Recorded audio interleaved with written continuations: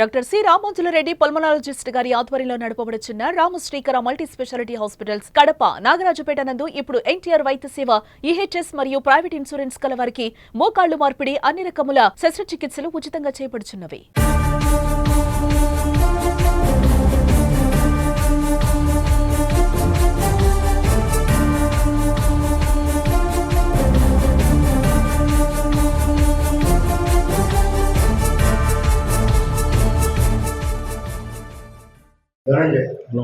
ధరణి కుమార్ రెడ్డి ధరణేశ్వరి ఇద్దరు వీళ్ళు time schedule ప్రకారం ప్రచారం చేస్తారు. ఇప్పుడే మా రవి చెప్పాడని షెడ్యూల్ టైం కాకుండా వాళ్ళకి ఇచ్చిన టైం పోలీసులు ఎక్స్ ఇక్కడ వైకి ఇక్కడ అని టైం షెడ్యూల్ ప్రకారం కాకుండా దౌర్జన్యం పూరితంగా లేని నిన్న స్పాట్లో లేని అభ్యర్థిని దూషణ నీచమైన భాష వాడి కొట్టబోతే దయాశ్రమంలో తిరుగుబాటులో భాగంగా ఇతనైతే చెప్తున్నాడు, కత్తితో దాడి చేసినాడు ధరణేశ్వరుడు. ఇతన్ని కత్తితో కొట్టాను, తల పగలు కొట్టాను, రక్తగాయం, ఇతనికి చేయంత పగలు కొట్టాను. ఇటువంటి పరిస్థితులు ఎట్లుందంటే చెప్పేది ఒకటి చేసేది ఒకటి. ఎక్కడైనా పోలీస్ పరంగా ఒక చిన్న ఇన్సిడెంట్ పోలీసులు అన్వాంటెడ్గా, ఇది 5వ రోజు నామినేషన్ తర్వాత ఎక్కడైనా ఇన్సిడెంట్ జరిగిందా మీరే ప్రత్యక్ష సాక్షి. పోలీసులు అడ్డ పెట్టుకొని చేయాల్సిన అవసరం ఏ రోజు లేదు. మీరే పోలీసులు అడ్డ పెట్టుకొని మొన్న జరిగిన 4.5 సంవత్సరం కింద ఎన్నికల్లో ఈ ఎంటైర్ పులివెందుల్లో ఒక్క నామినేషన్ అయినా వేసేటట్టుగా చేసినారా?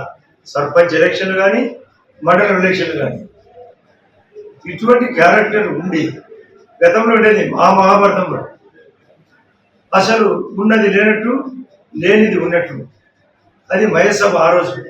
ఈ యొక్క నేటి భారతంలో ఈ జగన్ రెడ్డి కానీ ఈ జగన్ రెడ్డి తరఫున పనిచేసే అవినాష్ రెడ్డి, ఆ రాజమౌళి ప్రసాద్ రెడ్డి, మరొకరు కానీ అభుత కల్పన. వీళ్ళు జగన్మయుడు, ఆ మయుడు ఈ జగన్మయుడు. ఇదే వీళ్ళ యొక్క ఆలోచన. రాజకీయం జరపాలని లేరు వాళ్ళకు. ఆ రోజు మన రవిరెడ్డికి 25% ఓట్లు, మొన్న జరిగిన 14 నెలల కిందట పోలింగ్. మా భూపేశ్ రెడ్డి ఎంపీ అభ్యర్థికి కూడా 25%, వాళ్ళకు 75% ఓట్లు వచ్చినాయి. మేము 25% ఓట్లను 52%గా మార్చడానికి మా ప్రయత్నం. ఈరోజు క్లియర్ గా ఇక్కడ ప్రచారం చేసుకునేదానికి వాళ్ళ నాయకుడైనటువంటి అవినాష్ రెడ్డి గారికి వాళ్ళు అడిగినట్లు కనంపల్లె తర్వాత ఈ కొత్తపల్లెకు క్లియర్ గా పర్మిషన్ కూడా ఇవ్వడం జరిగింది పోలీసులు. తర్వాత మా వాళ్లకు తెలుగుదేశం పార్టీ చెందిన వాళ్ళకు నల్గొండవరపల్లెలో ఈరోజు సాయంత్రం పర్మిషన్ పోలీసులు క్లియర్ గా ఇచ్చినారు. పోలీసులు ఇచ్చిన పర్మిషన్ మేరకు అవినాష్ రెడ్డి గారు అంతా కూడా కనంపల్లె అక్కడంతా కూడా ప్రచారం చేసుకొని అక్కడి నుంచి కూడా మోటుతలపల్లె కూడా ప్రచారానికి కూడా పోయినాడు. ఇక్కడ తర్వాత వాళ్ళ ఆ రకంగా అక్కడ ప్రచారం చేస్తా ఉంటే ఇక్కడే కొందరు వేల్పుల రామలింగారెడ్డి కావచ్చు, ఈరోజు ఎవరికైతే ఏందో వాడు స్టేట్మెంట్ ఇచ్చిన అతను కానీ జరిగింది. ఈరోజు సాయంత్రం మేము అక్కడ ప్రచారం మొదలు పెట్టాలి. వీళ్ళు పోయి డోర్ టు డోర్ ప్రచారం అని చేసుకోకుండా ఎక్కడైతే మా తెలుగుదేశం పార్టీ వాళ్ళు మాకు సంబంధించిన అనునయులు అక్కడ మాకు ఏజెంట్ గా కూర్చునే వాళ్ళ ఇళ్ళ దగ్గరికి పోయి అక్కడ ఒత్తిడి చేయడం స్టార్ట్ చేయడం జరిగింది.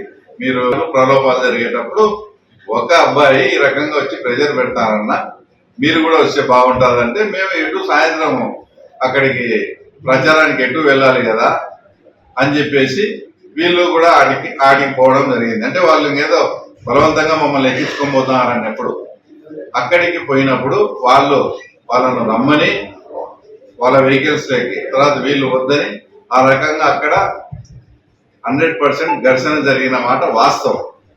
ఇది చేసుకున్నారు. అందులో భాగంగానే ఇతనికి కూడా ధనుంజయ్ ఇతని పేరు, ఇతను కూడా దెబ్బలు తినలే. వాళ్ళకంటే ముందే కూడా స్టేషన్ పోయి కంప్లైంట్ ఇచ్చారు. తర్వాత ఇతన్ని కూడా హాస్పిటల్కి పంపించాలని చెప్పి 2 గంటలు పెట్టుకుంటే స్టేషన్లోనే మీ ప్రెస్ మీట్ ఉందని చెప్పి కూడా ఇప్పుడు ఇతన్ని పిలిపించడం జరిగింది. దీన్ని ఓ అని ఇంకా వాళ్ళ పత్రికల్లో ఏదో దాడి చేశారు, అది చేశారు, ఇది. అసలు మీరు వితౌట్ పర్మిషన్ ఇంత సున్నితంగా ఎలక్షన్ జరుగుతూ ఉంటే ఏదన్నా కానీ పోలీసులకు కానీ ఇన్ఫర్మేషన్ ఇచ్చి ఆ తర్వాత లేదా వాళ్ళ పార్టీ వాళ్ళు ఏదైతే పర్మిషన్ అడిగినారో అక్కడ సజావుగా అవినాష్ రెడ్డి గారు ప్రచారం చేసుకోమన్నారు. అవతల మోటార్ వీళ్ళు సడన్ గా పోయి ఇదంతా లేనిపోని ఇదంతా సమస్యకు కారణం అంతా కూడా వాళ్ళే చేయడం జరిగింది. పరస్పరం దాడులు తప్ప అని సొంత మీడియా ఉందని సొంత మాకే ఇప్పుడు ఏదో మాట్లాడితే పోలీసులు అది ఇంతవరకు ఒక చిన్న అరెస్ట్ ఏదన్నా అక్రమ అరెస్ట్ కానీ ఎలక్షన్ సంబంధంగా ఒక్కరిని అరెస్ట్ చేసినారని కానీ చూపిన మేము ఇచ్చే అనుకుంటాం. మా చంద్రబాబు నాయుడు సార్కి ఏం చెప్పుకుంటామేమో మాకు అట్లాంటి అవసరం లేదు. మాట్లాడితే ఇట్లా ఇప్పుడు ఈయనకు సంబంధం లేదు, సెల్ టవర్ సిగ్నల్ అంతా ట్రేస్ చేయమను, ఇంకోటి ఏదైనా చేయమను, లేదా సీసీ కెమెరాలో కానీ ఇతను ఉన్నట్టు నిరూపించమను. ఇట్లాంటి ఫాల్స్ గా మీరు లేనోళ్ళని పెట్టి రెచ్చగొట్టి ఆ తర్వాత మీరు ఇంత దూరం తెచ్చుకుంటా మళ్ళీ మా మీద నేను చర్య చేసే వ్యక్తి కాదు. కాబట్టి తర్వాత నువ్వు ఈ రోజు వాస్తవంగా పొద్దుటూరులో తిరుగుతావు. ఇదే నందం సుబ్బయ్య హత్య కేసు కన్నా రీఓపెన్ చేస్తే నువ్వు 100% నువ్వు ముద్ద అవుతావు. ఆ చంద్రబాబు నాయుడు గారు ఇంకా అంత కక్షపూరితంగా పోవడంలే, చాలా మెతక వైఖరి ఉన్నాడు. కాబట్టి తర్వాత నువ్వు ఈ రకంగా తర్వాత ఈరోజు మాట్లాడుతూ ఉండవు.